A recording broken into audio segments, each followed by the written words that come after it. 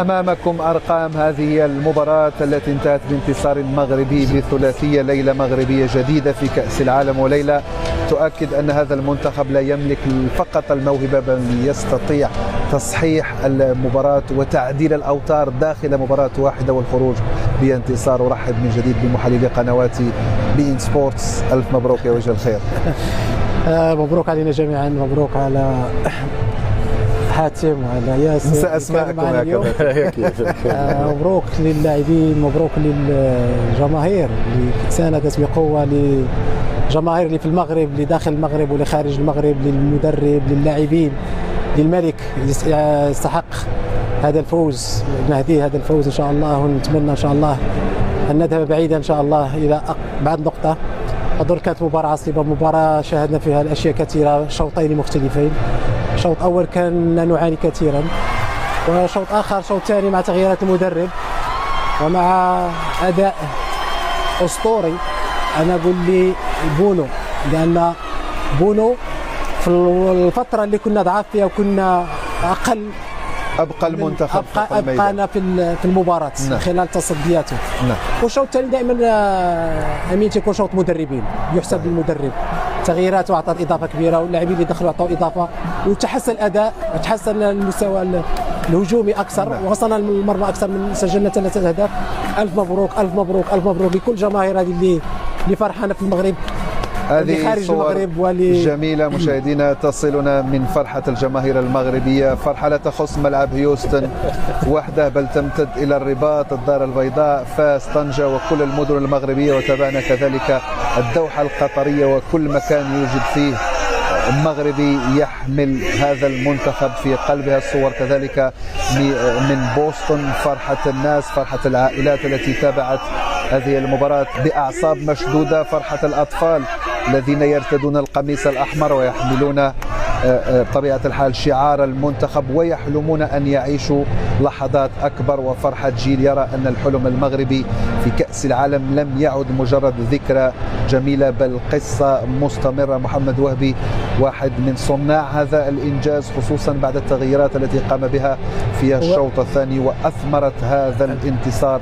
الصعب، وصعوبته تعطي حلاوة أكبر بهذا التعب. وطبعا كانت مباراة، احنا قلنا قبل بداية المباراة لن تكون مباراة سهلة، مباراة صحيحة. على الورق يمكن من خلال الأداء اللي شاهدناه في المباريات الأخيرة الكل اعتقد بأن المباراة ستكون، لكن الشوط الأول كان شوط صعب جدا. الفريق الكندي كان هو الأفضل، خلق العديد من الفرص، احنا ما كناش جاهزين على المستوى البدني، ما دخلناش، أضعنا العديد من الكرات.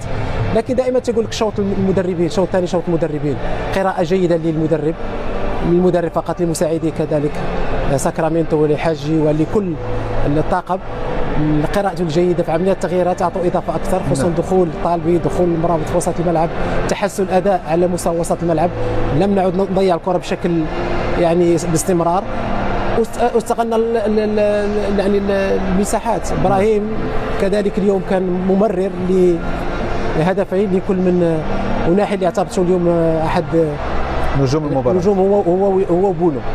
أول شيء بونو خلانا في المباراة، وناحي اعطانا الهدف للوقت اللي كنا محتاجينه. صحيح. يعني من خلال الكرات اللي سدد، كرة ثابته اليوم بشكل جيد. الهدف هذا خلانا نرجع للمباراة، سيطرنا مرة أخرى، واصبحنا نستحوذ أكثر، واصبحنا نخلق الفرص أكثر مع تقدم المنتخب الكندي. 4 محاولات سجل منها 3 أهداف. نعم. وكان من الإمكان نسجل هدف لولا العارضة. أظن مباراة شوط ثاني مميز. نعم. ومبروك مرة أخرى الصور كذلك من منطقة المشجعين في مدينة الرباط. اليوم لم يكن التأهل سهل، لذلك تبدو الفرحة أعمق، لأن المغاربة عاشوا شوطا أول صعبا ثم شاهدوا منتخبهم يعود، يقاوم، يسجل وينتصر ويتأهل. كابتن ياسر، قراءتك لهذه المباراة التي تابعنا فيها فصلين مختلفين، الغيوم بعد جو صحوي. اول شيء مبروك لك يا امين، مبروك، الله يبارك فيك يوسف، مبروك للشعب المغربي، المنتخب المغربي. مبروك كلنا كعرب صراحه. يعني منتخب هذه هي اللي قلت قبل الداها والداها. الاغنيه يعني بالنسبه للاغاني الفرح الشعبيه المغربيه كثيره معبره كثير يعني على في الحالات هذه. صراحه هذا هو المنتخب المغربي اللي تعودنا عليه في الشوط الثاني، وبكل امانه يعني برافو يعني للكابتن وهبي على التدخلات في الوقت المناسب وكيف الثبات الانفعالي ورده الفعل السليمه.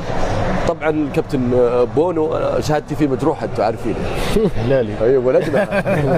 فالبونو صراحه زي ما قال الكابتن يوسف، هو في اللحظه اللي كان فيها كان ممكن انه المنتخب الكندي يستغل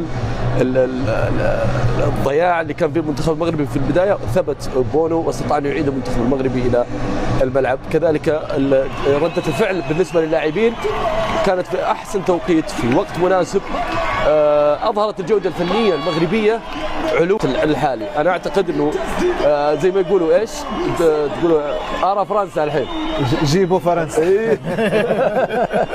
الصوره من رام الله والمشجعون والرايه المغربيه والفلسطينيه والكل سعيد بهذا التأهل المستحق من فلسطين إلى سياتل. الفرحة هي نفسها والثقة تزداد من مباراة إلى أخرى. قدرة هذا المنتخب على مواصلة الحلم وتحقيق ربما أفضل مما تحقق في مونديال قطر 2022. كابتن حاتم، هل كنت تعتقد أنه تغييرين على مستوى وسط الميدان قد يحولان كل هذه الأمور لصالح المنتخب المغربي؟ اكيد انه التغييرات نتكلم على لاعبين على مستوى عالي. اولا مبروك امين، يوسف، ياسر، كذلك مبروك للشعب المغربي هذا التاهل المستحق. واكيد انه هذا متوقع حقيقه. اليوم لما نشاهد امكانيات المغرب على طيله البطوله لغايه الان قدمت ناجحه، على الان يكون هنالك تفاؤل كبير بان تصل الى الدور الربع النهائي بمعنى مقدمه مستوى كبير جدا. ولذلك انا لست متفاجئا من المستوى الذي شهدته المغرب. يمكن الشوط الاول كان نوعا ما سلبي، وهذا العديد من المنتخبات التي كانت اقل اثبتت انها قادره ان تقلص الفوارق.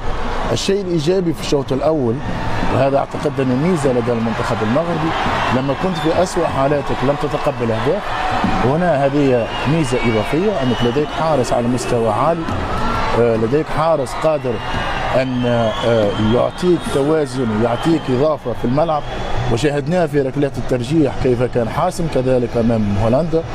ولذلك إذا أردت الوصول والحصول على لقب والذهاب بعيدا لابد أن يكون لديك حارس على مستوى عالي من صنف الحراس المميزين، وهو كذلك متواجد في المنتخب المغربي، إضافة للمدرب كفر يتواجد على دكة الاحتياط قادر أن يغير نوعا ما من أسلوب الفريق أو يتدخل لمعالجة بعض الأخطاء، ومنها مرابط لأنه في حاجة إلى قوة في وسط الميدان، ليس في حاجة إلى مهارة وفنيات كما موجود مثلا بعد موجود، هو في حاجة إلى لاعب شرس في قطع الكورة كذلك مع المتواجد لدى المنتخب الكندي، وكان كذلك في حاجة إلى السرعة، وأدخل اللاعب الطالب اللي هو أسرع من الخنوس، هو في حاجة لاعب سريع، في حاجة اللاعب أن يطلب في المساحة، وقام بالقيام بهذا. ثم الرحيمي أنصفته نوعا ما لأنه حقيقة يقوم بجهد كبير جدا، وكان غير محظوظ.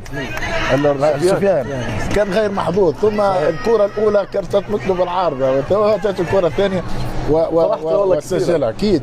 فاليوم المنتخب المغربي المستوى الذي وصل فيه مستوى كبير، ولذلك أنا دائما أقول أفريقيا اليوم المغربي وصل إلى مستوى قادر أن ينافس الكبار، لأنه أنت لديك لاعبين في مستوى عالي، فهو قادر على المنافسة الكبار ويضع العديد من المنتخبات خلفه، فهذا شيء عادي، ولابد أن يستمر على هذا المستوى الإيجابي. بالنسبة لي لما أتابع المباراة، وإن كانت بعض التوتر لدى يوسف ولديك أنت أمين، وهذا شيء عادي جدا بمعنى أنه يكون في توتر يعني على مستوى المنتخب الذي شهد في العديد من مباريات متميز. الشوط الأول كان أقل، لكن أنا أشاهد في ميزة إضافية أنه مع الظروف التي لم تكن يكن جيدا، معاه وسط ميدان لم يكن متفوق، مع الأخطاء الذي لاحت عندنا، لكن استطاع أنه في الأوقات السلبية والسيئة أن يحافظ نوعا ما على الهدوء وأن يخرج من فترة السلبية. قطعا بالنسبة لمنتخب كبير مثل المنتخب المغربي ستأتي الفترات الإيجابية واستغلها أحسن وجه. وأنا في البداية تكلمت على هناحي، قلت لك لابد أن يستغل، يعني هناحي لاعب جيد وأنا أعرف واعي جيدا إمكانياته. يوسف يتابع الدوري الإسباني أكثر مني لأنه هو محل في الدوري الإسباني ويعرف هناحي في الدوري الإسباني حتى لما كان في الدوري الفرنسي. هو لاعب موهوب لديه الإمكانيات، متى توفرت له الظروف أن يكون متواجدا من المرمى لديه الرؤية وقادر انه يسجل، وكان اليوم في المباراه هو الحاسم المنتخب المغربي. يعني متى توفرت الجوده لدى اي منتخب فانت خطير في اي وقت لحظه من اللحظات، لانك يعني كنت قادر على صناعه الفارق، لانه يعني لديك لاعبين قادرين على صناعه الفارق. يمكن في بعض الاحيان انه مستواهم يقل في فتره من فترات، من الصعب في بعض الاحيان ان يبقى المستوى على طيل 90 95 دقيقه ينزل المستوى، لكن متى عاد الى مستواه قادر حسم المباراه. ومبروك مره اخرى للمغرب. الله يبارك فيك. هذه الصوره من منطقه المشجعين في الرباط، وسيكون الحال كذلك في مختلف المدن المغربيه بعد هذا الفوز والتاهل كاول المنتخبات المتاهله الى ربع النهائي للمره الثانيه على التوالي.